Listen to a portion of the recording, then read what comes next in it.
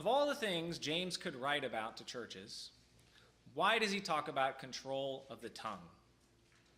Why does James devote so much time and space to the topic of how we should use our words? Now, this isn't even a new topic here for James, this section we've read in chapter 3. Earlier in the letter, he's talked about the same thing. In chapter 1, verse 26, he wrote, "Those who consider themselves religious and yet do not keep a tight rein on their tongues deceive themselves, and their religion is worthless." Whoa, are you feeling in trouble reading that one? In verses 19 and 20, it says, "Everyone should be quick to listen, slow to speak, and slow to become angry, because human anger does not produce the righteousness that God desires." Like, whoa, are you feeling a little bit in trouble after hearing that one? James is saying that control of the tongue is really important. It plays a part in having a religion that isn't worthless. It produces the righteousness that God desires or doesn't. And this all comes back to us being spiritually born out of the words of others. That's how we pass on the life and message of Jesus. That's how we heard it. That's how it's been passed on for thousands of years, through words. And we're called to reflect those words as well in our lives. So we could say that for Christians in our communities, we live and die by words. Words are very important. And this is just the stuff James talked about before we even got to today's reading in chapter 3. So, in a way, turning it up to 11, James doesn't just talk about this issue. He takes an honest look at how we use our words. With the tongue we praise our Lord and Father, and with it we curse human beings who have been made in God's likeness. Out of the same mouth come praise and cursing. My brothers and sisters, this should not be. Oh, do you feel in trouble after hearing that one? Can both fresh water and salt water flow from the same spring? My brothers and sisters, can a fig tree bear olives or a grapevine bear figs? Neither can a salt spring produce fresh water. Are you feeling in trouble yet? James confronts us with the reality of how we use our words. We're caught in between, right? How we actually use our tongues and what the gospel teaches us to do. James, at the same time, unveils the deception that how we use our words doesn't matter. We all know that sticks and stones may break my bones, but words will never hurt me. But he says, those who consider themselves religious and yet do not keep a tight rein on their tongues deceive themselves, and the religion is worthless. Again, Christians in our communities live and die by our words. We are then left with some questions concerning our speech. How do we make sure our religion is not worthless? How does our speech produce the righteousness that God desires? Now, there's a humorous video, I think, by John Christ. It's called 17 Ways That a Christian Says No. 17 ways. I'll give you 8 that I can remember. I don't think it's God's will. I don't think it's God's will for me. It's a closed door. I don't feel peace about it right now. Let me talk to my pastor about that. I don't feel prompted. I'm not in that season right now. I'm not feeling the Spirit's leading on this one. And then the best one is, well, let me pray about it. And I think it's all funny because it's true. I would have been hard-pressed, though, to come up with 17 ways to say no, but there's a lot of ways Christians come up with to say no.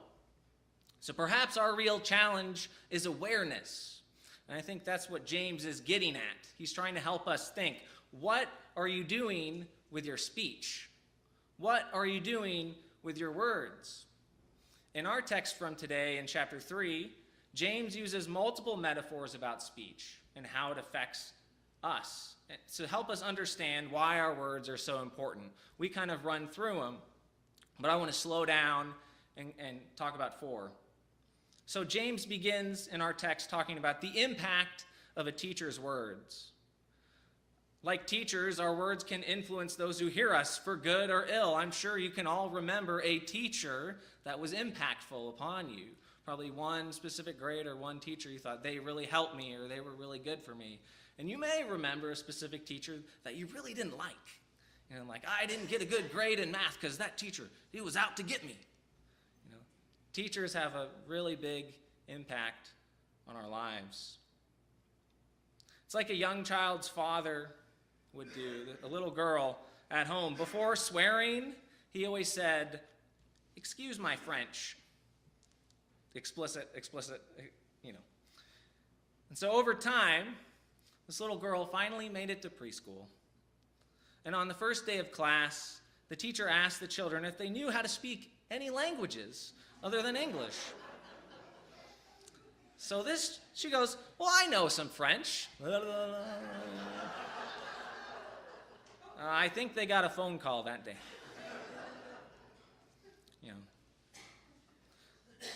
James then wants to talk about the tongue is like a horse's bit and a ship's rudder. What's the point, right? The tongue has a huge impact on us. These are huge things, a ship's and a tiny rudder. A horse's bit, tiny bit of food in its mouth, can direct where it goes. It influences the whole thing. So James wants us to consider, how do our words affect not just others, but ourselves and our direction, where we're going? I find this interesting. Research has shown that if we speak positively, we become positive. If we speak negatively, we become negative. And this is neuroscience that they've looked at how the brain works. We actually alter the chemicals in our brains with the words we use. We get some dopamine going on to feel good when we use certain words, and our frontal lobes start working well. But when we hear and use negative words, we start shutting down different areas of our brain, or the chemicals don't quite work.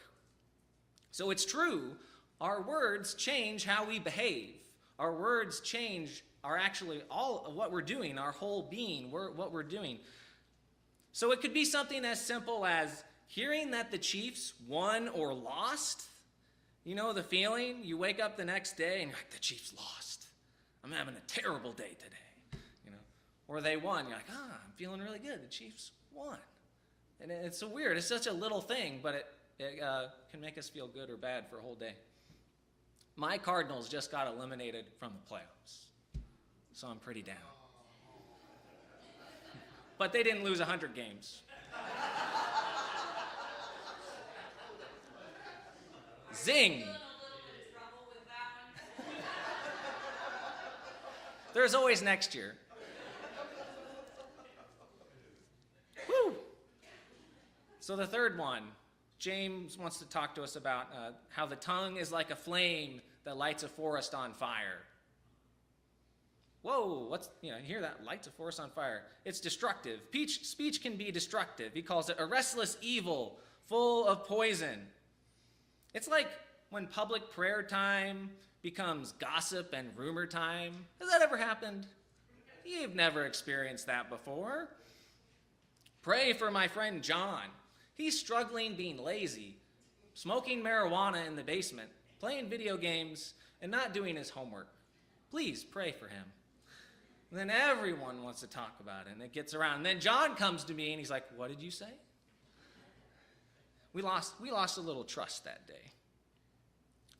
The tongue can destroy, though, right? When those things go around, we destroy other people. We can destroy other people's religious practice. We can destroy our own religious practice. You ever heard of a church that split over hurtful words? We talk about the words having power over us and our institutions, our churches, and our religious life. They can direct everything. So we hear racist speech against certain groups of people, ranting. I'm sure you in your mind can think about hurtful words someone said to you, and you haven't forgotten them. And they've stayed with you. You're trying, what's a negative thing someone has said about you? And you're like, you can think about it. So how do we get this point across? Words have a great effect and a great power.